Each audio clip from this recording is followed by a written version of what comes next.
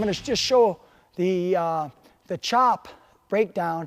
My hand in my opponent's crotch, deep in that crotch, and I want to really emphasize dropping that shoulder, really controlling that guy's hips, really taking, if I'm chopping with my right arm tight waist guy, I'm going to take Robert's hip over that shoulder rather than chop the arm into my hand.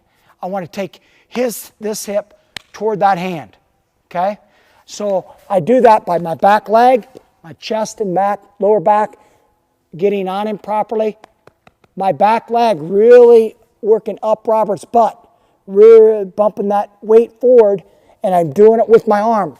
So my arm, in essence, is pulling his hip into my leg. That way I don't lose him, okay?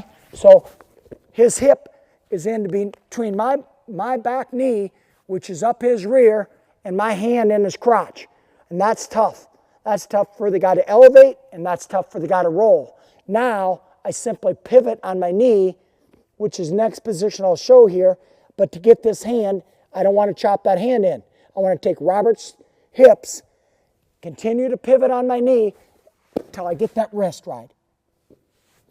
Okay, to get another view of this, I want to make sure that you guys can clearly understand. I want to take Robert in a 3/4 circle, and I want to pivot on that knee.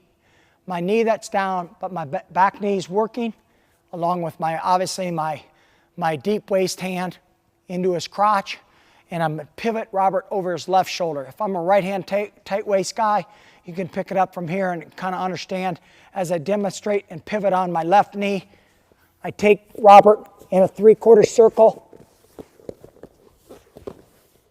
and you can see how I can get that wrist easily, always pulling that wrist across his body to his far hip rather than up here.